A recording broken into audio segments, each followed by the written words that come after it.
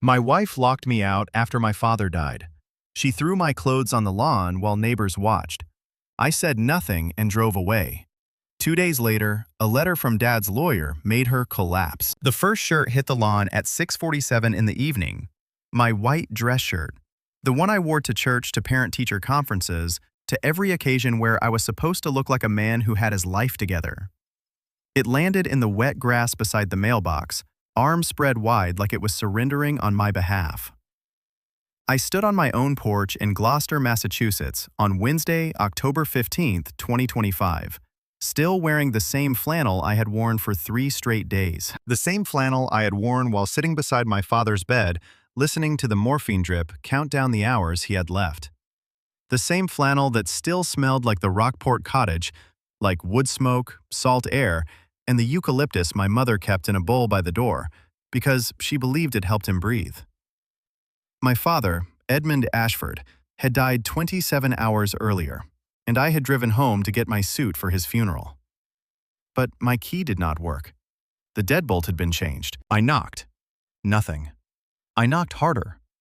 "Nora, it's me. Open the door." The bedroom window slid open, and my wife's face appeared above me. Nora Ashford, 41 years old, the woman I had married 16 years earlier in a little church on Cape Ann while fog rolled in from the Atlantic. She looked down at me the way you look at something you have already decided to throw away. "You don't live here anymore, Griffin." I stared up at her. "What are you talking about?" "My father died yesterday. I need my suit for the funeral. I want a divorce. I've already called a lawyer." Before I could answer, she disappeared from the window. For one stupid second, I thought she was coming downstairs to open the door. Instead, the window opened wider and my clothes started flying out. The white shirt came first, then a bundle of pants. Then my work boots spun through the air and landed in the hydrangeas with a heavy thud that startled the neighbor's cat. My leather jacket came next, the one my father had given me for my 30th birthday 14 years ago at a restaurant in Rockport where we ate fried clams, and he told me he was proud of the man I was becoming. It landed in a puddle near the driveway. Then a cardboard box followed, splitting open on the walkway and scattering books, a framed photograph of me and Dad on his boat, and the watch my mother had given me when I graduated high school. "Take your stuff and leave, Griffin." Across the street. Bev Callahan's front door opened. Bev was 58, lived alone, and knew everything that happened on Maple Street before the people it happened to knew it themselves. She stepped onto her porch with one hand pressed against her chest, watching. The Pattersons came out next door. Then the Garcias appeared 3 houses down, standing on their steps with their arms folded. My wife was throwing my life out of a window, and the whole street had front row seats. I looked up at Nora. She was already turning away, reaching for another armload. I said nothing. I walked across the lawn, picked up my leather jacket, shook the water off it, held it against my chest for a second, then folded it and placed it in the bed of my truck. I picked up the work boots from the hydrangeas. I gathered the shirts one by one. I folded the pants. I collected the books, the photo, and the watch from the broken box on the walkway. One piece at a time. In full view of every neighbor on Maple Street, I picked up everything my wife had thrown away and placed it in my truck. Bev called from her porch, her voice cracking. "Griffin, honey, are you okay? Do you need anything?" I looked at her. I opened my mouth, then I closed it. I wanted to tell her that my father was dead, that my wife had locked me out of my own house, that tomorrow was the funeral, and that I did not even have a suit to wear. But the words would not come. My throat was sealed shut by something heavier than grief, something that felt like the weight of every year I had spent trying to hold that marriage together, pressing down on my chest all at once. I shook my head, got into my truck, and started the engine. The last thing I saw in the rearview mirror was Nora closing the window without looking down. Then she turned off the bedroom light like she was closing out a register at the end of a shift. Transaction complete. Customer dismissed. I drove the 10 miles to Rockport in silence. No radio, no phone calls, just the road, the dark, the smell of my father's flannel, and the sound of my own breathing, which was the only thing I could still control. My mother Colette was sitting at the kitchen table when I walked in, carrying an armload of wrinkled clothes. She was 68 years old. She had lost the man she had been married to for 46 years less than 2 days earlier. She had not slept. She had barely eaten. She had spent the morning calling relatives and the afternoon addressing envelopes with shaking hands. But when she saw me standing in her doorway holding my clothes like a refugee, she did not ask a single question. She only said, "The blue suit is in the hall closet. Your father kept one here for church. It should fit you. Mom, try it on. If it needs hemming, I can do it tonight." She stood, kissed me on the forehead, and went to find the suit. That was my mother. The world could be on fire, and she would find the one thing that needed doing and do it quietly, without complaint, without drama. I understood in that moment where my father had learned his patience. The funeral was Thursday, October 16th at St. Anne's Church. The building was standing room only. Fishermen in clean flannels, mechanics with grease still under their nails, shopkeepers who had known Edmund Ashford for 40 years.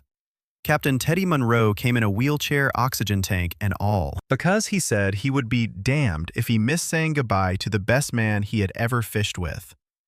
Maria Santos from the bait shop on Roger Street brought white lilies from her garden because my father had fixed her boat motor for free in the winter of 2003 and refused to take a dime for it. The Hendrickson brothers stood in the back row, shoulder to shoulder, caps in their hands, eyes red. 200 people came to say goodbye to a fisherman. My wife was not one of them. Nora dropped Iris and Rowan at the church entrance and drove away without getting out of the car. I watched through the window as her taillights disappeared down Main Street. My daughter, 14 years old, took her 11-year-old brother's hand and walked into the church without looking back. I delivered the eulogy in my father's blue suit. It was wide in the shoulders and short in the sleeves, but it fit well enough. I stood at the pulpit and looked out at every face I had ever known, and a few I did not. My father used to say, "The ocean doesn't care if you're in a hurry," I told them. "You do the job right, or you don't do it at all." He lived that way. Everything he did with patience, with care. He never cut corners on a repair. He never walked away from a friend who needed help. He never raised his voice when a quiet word would do. I set my notes aside because I could not read them through the blur. When they told him it was cancer back in February, the first thing he said to me was, "Don't make a fuss." 8 months of chemotherapy. 8 months of driving to Mass General at 5 in the morning. 8 months of watching this man, this giant, get smaller and thinner and weaker. And not once, not a single time did he complain. He just kept waking up. He kept drinking his coffee on the porch. He kept watching the boats head out. I stopped for a moment. The last thing he said to me was, "Take care of your mother." Then he squeezed my hand and he was gone. I paused again. The church was so quiet I could hear the candle flames moving in the draft from the old windows. He was the most patient man I ever knew, and I am going to miss him every single day for the rest of my life. Captain Teddy started clapping from his wheelchair. One by one, the whole congregation rose. 200 people stood and applauded a fisherman's life. And I stood at the pulpit thinking, this is what a man leaves behind. Not money, not things. A room full of people who stand when his name is spoken. Rowan grabbed my hand when I came down from the podium, and he did not let go for 30 minutes. His fingers were sweaty and shaking, and he held on like I was the last solid thing in his world. I held on right back. After the service, the church hall filled with casseroles, cold cuts, and stories about my father that made people laugh and cry in the same breath. I was standing by the coffee table when a man in a dark suit approached me. He was in his early 60s, silver-haired, with sharp eyes behind wire-rimmed glasses. He waited until I was alone. "Griffin, I'm deeply sorry about your father. He was one of the finest men I have ever had the privilege of knowing." "Thank you. I'm sorry. Do I?" Wallace Kettering. "I was your father's attorney and his friend for 32 years. I did not know my father had an attorney. As far as I knew, he had a fishing boat, a cottage, a modest pension, and not much else. Your father left instructions, Wallace said quietly. Matters that need to be discussed, but not today. Today is for grieving. Can you come to my office Monday morning? Kettering and Associates, 84 Federal Street, Boston, 9 o'clock. What kind of matters? He glanced around the room, then lowered his voice. The kind your father spent a long time preparing for. It's important, Griffin. Please be there. I'll be there. He squeezed my shoulder. Your father told me about you every time we spoke. He was extraordinarily proud of you. He said you had his patience and your mother's heart, and that was the best combination a man could have.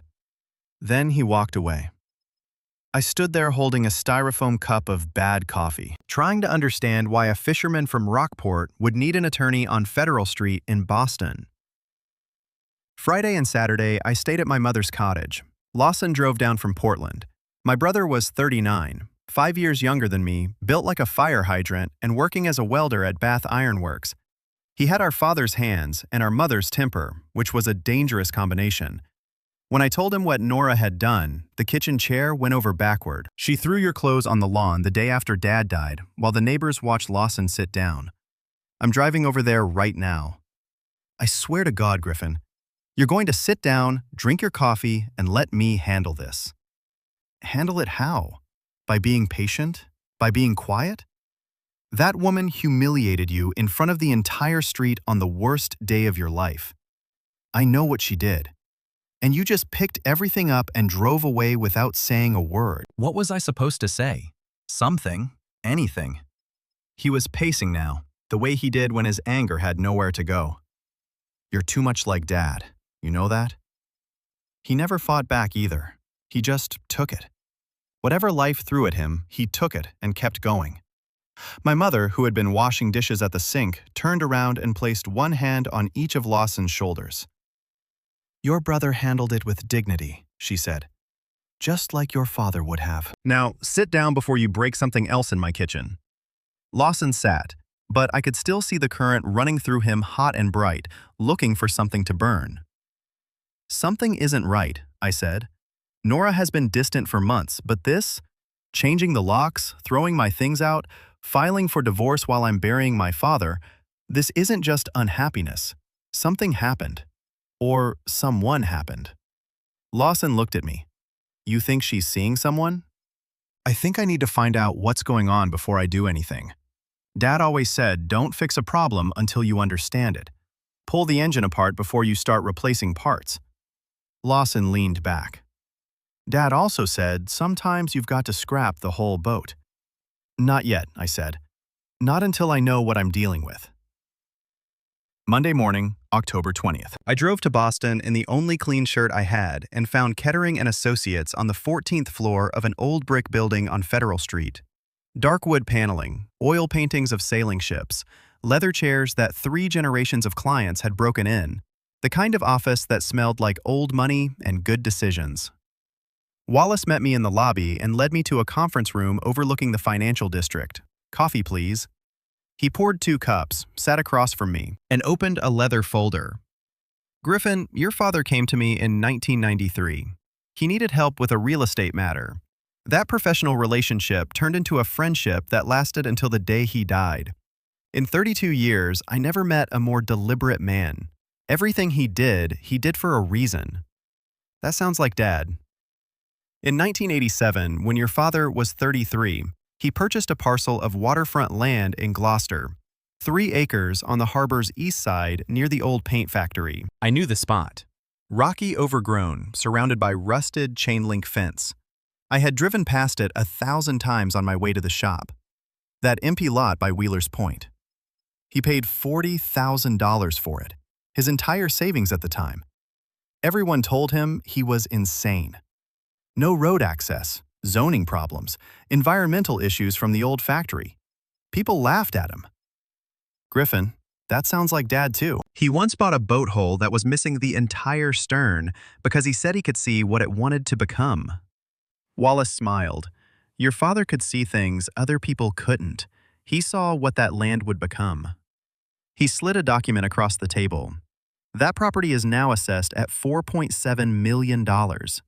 I read the number. Then I read it again. That's not possible. Gloucester's waterfront has been transformed over the past 20 years. Tourism, marina development, luxury residential construction. Your father's 3 acres are among the most valuable undeveloped waterfront parcels on the North Shore. He received offers from developers, hotel chains, condo builders. He turned them all down. Why? Because he had a vision for that land. A maritime heritage center. A place to preserve Gloucester's fishing history, to teach boat building to keep the old trades alive for the next generation. Wallace paused. He wanted you to build it. My hands were shaking. I set my coffee down so I would not spill it. There's more, Wallace said. He opened another section of the folder. Your father lived frugally, deliberately so. Over 40 years, he saved and invested with a discipline that frankly impressed me, and I've worked with some very wealthy individuals. Between the property and his financial portfolio, your father's total estate is valued at approximately $6.2 million. The number hit me like a wave. I sat back in my chair and stared at the ceiling. My father, who wore the same 3 flannel shirts in rotation, who drove a truck with 213,000 miles on it, who brought fish home for dinner because he had caught them himself, had been sitting on $6 million and had never breathed a word. The will is specific, Wallace continued. You received the waterfront property valued at $4.7 million to develop as a heritage center or sell at your discretion. You receive 70% of the remaining financial assets, approximately $1.05 million. Your mother receives the Rockport Cottage lifetime trust income and 20%, roughly $300,000. Lawson receives 10%, approximately $150,000. Does anyone else know about this? No one. Your mother knew about the property, but not its current value. Your father insisted on absolute privacy. Why? Wallace set down his pen and looked at me directly. Because your father was protecting you. All assets bequeathed to you are held within a protective trust, legally classified as separate property. Under Massachusetts law, they cannot be claim divided or accessed by a spouse in any divorce proceeding. The room went very still. He did that on purpose, I said. He did. Because of Nora. Wallace chose his words the way a man chooses tools before a delicate repair. Your father never interfered in your marriage. That wasn't his nature. But he was observant. Over the past few years, he expressed concerns to me. He asked me to structure the estate so that no matter what happened, you and the children would be protected. I thought about my father sitting in that same chair, across from that same man, making plans to protect his son, a son who did not even know he needed protecting, making those plans while cancer was eating him alive. There's one more thing, Wallace said. He reached into the folder and pulled out a manila envelope. In July 3 months ago, your father hired a private investigator. He what? During one of your visits to Rockport, he noticed changes in Nora's behavior. She was distant, preoccupied, secretive. He asked me to recommend someone discreet. I referred him to Pauline Bright. She's former FBI, one of the best in the business. He slid the envelope across the table. Her findings are inside. I've reviewed them. Griffin, I'm sorry. I opened it. 23 pages, photographs. Nora and a man I had never seen before entering the Langham Hotel in downtown Boston on May 12th. Nora and the same man sitting together at a restaurant in the Seaport District on June 3rd. His hand on her back in a parking garage on July 19th. Her head on his shoulder at an outdoor cafe in Newburyport on August 28th. Photograph after photograph dated from May through September 2025. The man was identified as Dominic Prado, age 46, a commercial real estate developer based in Boston, divorced twice. 3 civil suits filed against him in 3 different states by 3 different women, all settled out of court. Known in certain professional circles as a man who targeted married women, especially women who were unhappy and vulnerable to attention. They met through Nora's real estate agency, Wallace said. Prado was looking at properties in the Salem area. The relationship began in late April or early May. 5 months. While I was driving to Rockport 3 times a week to hold my dying father's hand, while I was sitting in the chemo ward at Mass General watching poison drip into his veins, while I was trying to keep my family from falling apart. My wife was in hotel rooms with a man who drove a Porsche Cayenne and told her she deserved better than a boat mechanic. I closed the envelope. "What do you want to do?" Wallace asked. I looked at him. "I want you to send her a letter." "What kind of letter?" "The kind she'll remember for the rest of her life." Wallace studied me for a long moment. Then he nodded. "I'll draft it today." The certified letter arrived on Thursday, October 23rd. I know exactly what happened when Nora opened it, because Iris told me everything later that night.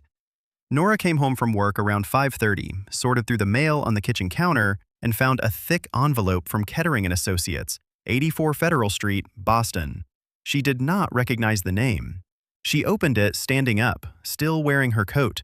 The letter was 4 pages long. Wallace had written it with the precision of a man who had spent 40 years understanding that the right words, arranged in the right order, could be more devastating than any weapon.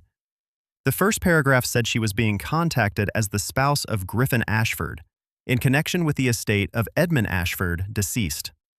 The second paragraph said Griffin was the primary beneficiary of an estate valued in excess of $6 million, including waterfront property in Gloucester, assessed at $4.7 million. The third paragraph said all assets were held in a protective trust, classified as separate property under Massachusetts law, excluded from any marital division, equitable distribution, or spousal claim in any divorce proceeding.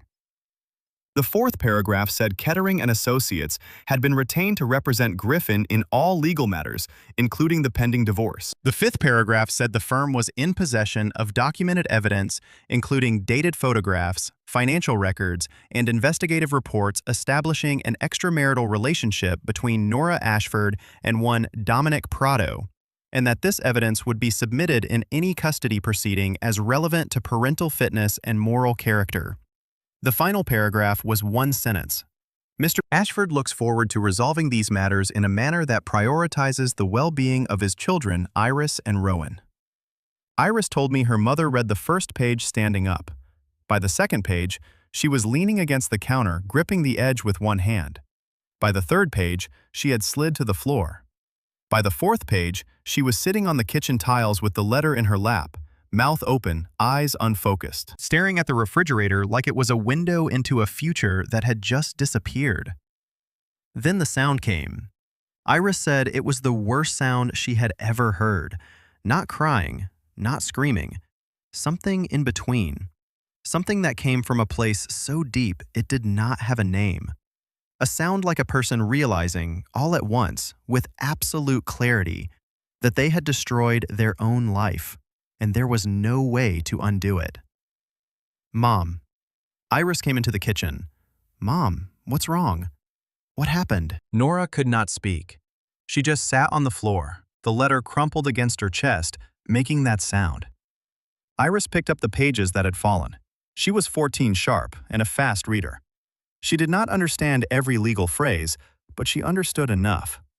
She understood that her grandfather, the quiet fisherman, who had taught her to bait a hook on the Rockport Pier when she was 6, who had told her stories about the old boats and the old storms, and the old men who sailed them, had left behind millions. She understood that her father was going to be okay, and from the 5th paragraph, she understood that her mother had been with another man. She put the letter down, went to her room, and called me. "Dad, you need to come home. Something happened." "Are you okay? Is Rowan there?" "I'm fine. Rowan's at basketball practice." "Mom got a letter. She's on the kitchen floor. She won't stop crying." Then a pause. "Dad, Grandpa Eddie had $6 million. "It's complicated, sweetheart." "It doesn't sound complicated. It sounds like Grandpa was a lot smarter than anybody knew." I almost smiled. She had her grandmother's directness. "Dad, are you and Mom getting divorced?" "Your mom and I have things to work through. But listen to me. Whatever happens between your mother and me, nothing changes between you and me. You and Rowan are my whole world. Nothing touches that. Do you understand?" "I understand." Another pause, longer this time. "Dad, I'm glad Grandpa protected you." I did not respond to that. It was not the kind of thing a father should agree with out loud, even when every cell in his body wanted to. Within 48 hours, Nora's world collapsed like a house built on sand. She called me 17 times. I let every call go to voicemail. The first 3 were angry. "How dare you have me investigated, Griffin? How dare you go behind my back? This is a violation of my privacy and I will fight this in court." Then her tone shifted. By call number 7, it was, "Griffin, please, we need to talk. I can explain everything if you'll just let me explain." By call number 12, she was crying so hard the words dissolved. "I made a mistake. I know I made a terrible mistake. Please don't take the kids. Please, I'm begging you." I sat at my mother's kitchen table and listened to every single one. I owed her that much. 16 years of marriage, 2 children, a life that used to mean something. I owed it to that life to hear her fall apart. But I did not call back. Wallace sent a second letter, directing all communication through legal counsel. Nora drove to Rockport on a Saturday morning. My mother answered the door in her housecoat, still carrying the grief of a woman who had buried her husband 9 days earlier. She looked at Nora for a long time, the kind of look that does not need words, because the words have already been said by everything that happened before that moment. "You should have come to the funeral, Nora." Then she closed the door. Not a slam. My mother did not slam doors. She closed it with the same steady, quiet finality she brought to everything, then went back to her kitchen. Nora stood on the porch for 5 minutes. I watched from the upstairs window. Her hand was raised, like she was going to knock again, but she never did. She just stood there, alone. Then she turned, walked to her car, and drove away. She tried to reach Dominic Prado. His phone was disconnected. She drove to his office on Summer Street in Boston, the sleek glass building she had visited a dozen times over the past 5 months. The receptionist who used to greet her with a warm smile stared through her. "Mr. Prado is traveling abroad. He has not left forwarding contact information." Dominic Prado had left the country the same week the letter was sent. Wallace told me later that the investigator Pauline Bright had tracked his pattern across 3 states: Chicago 2019, Atlanta 2021, Miami 2023.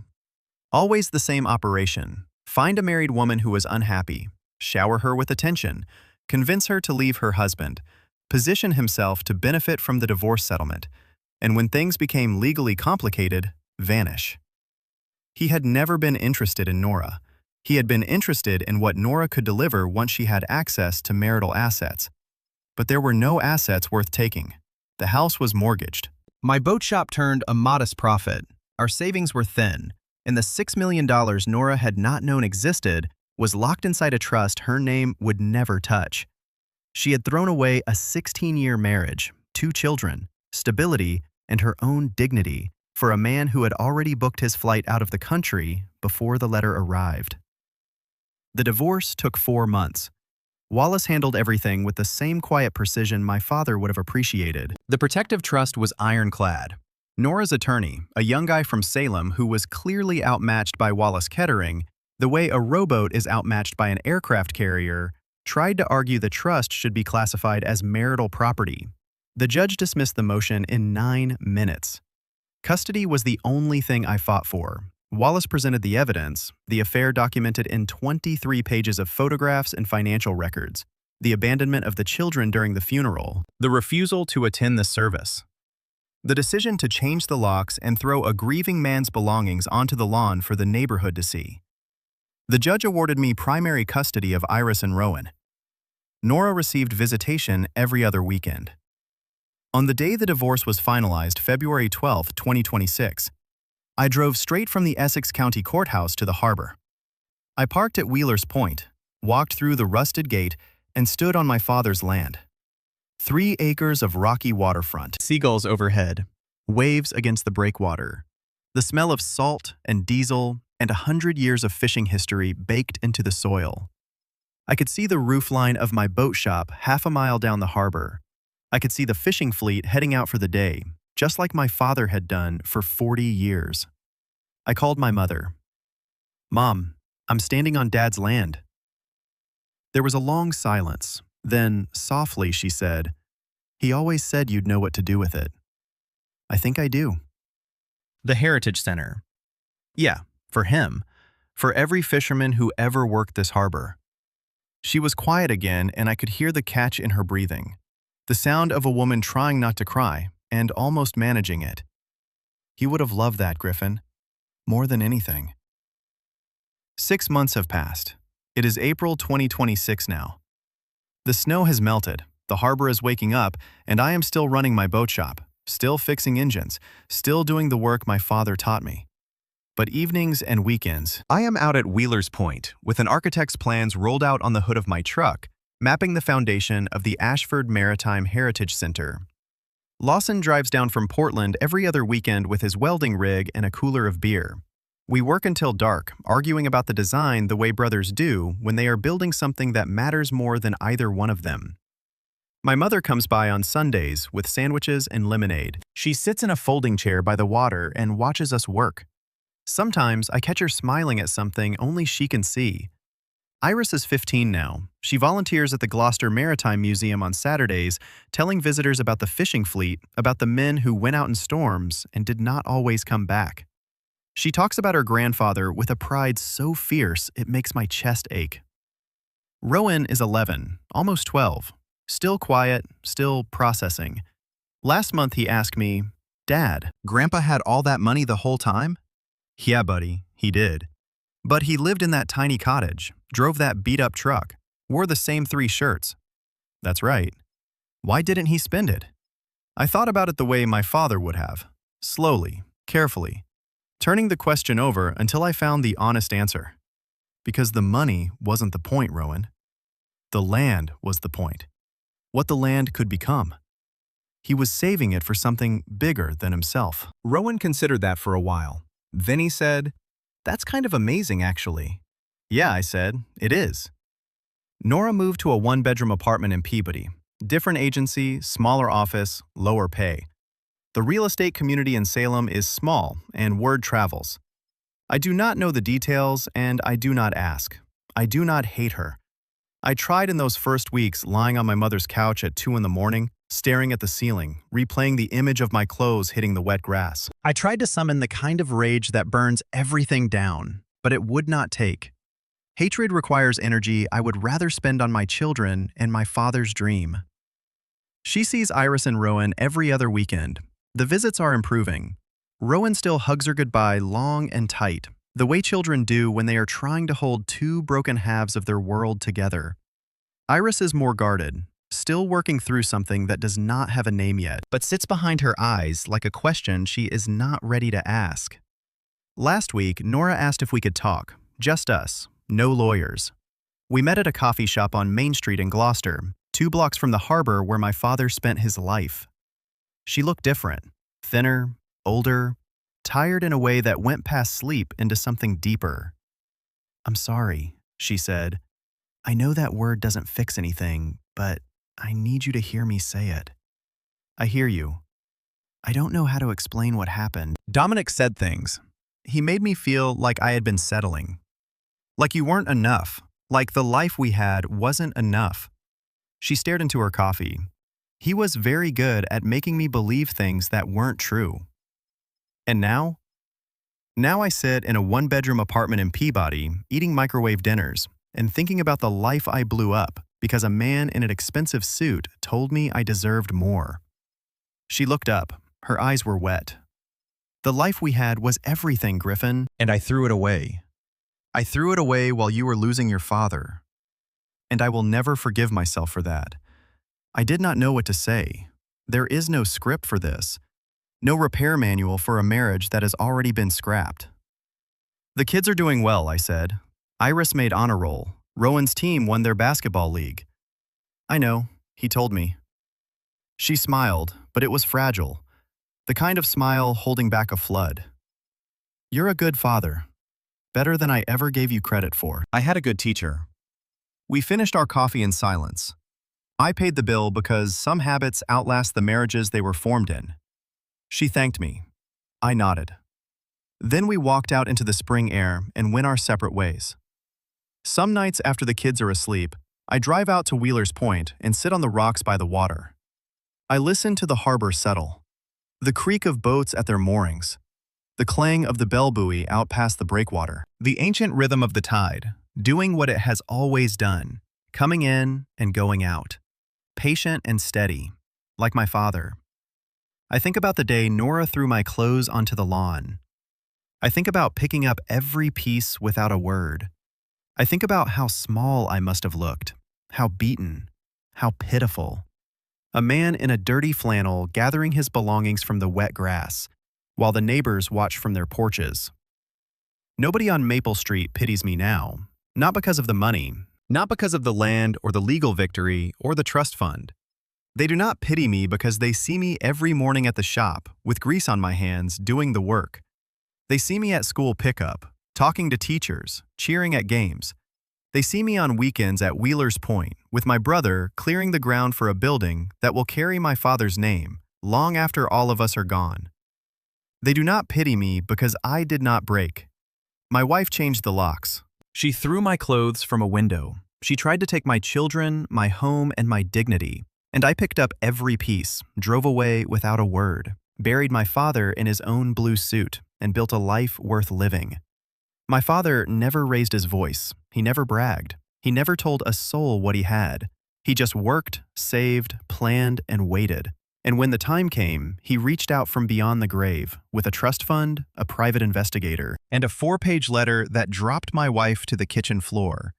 Not bad for a fisherman from Rockport. Edmund Ashford, 1954 to 2025, commercial fisherman, secret millionaire, and the best father a man could ask for. I am sitting on his land right now. The sun is going down over the harbor.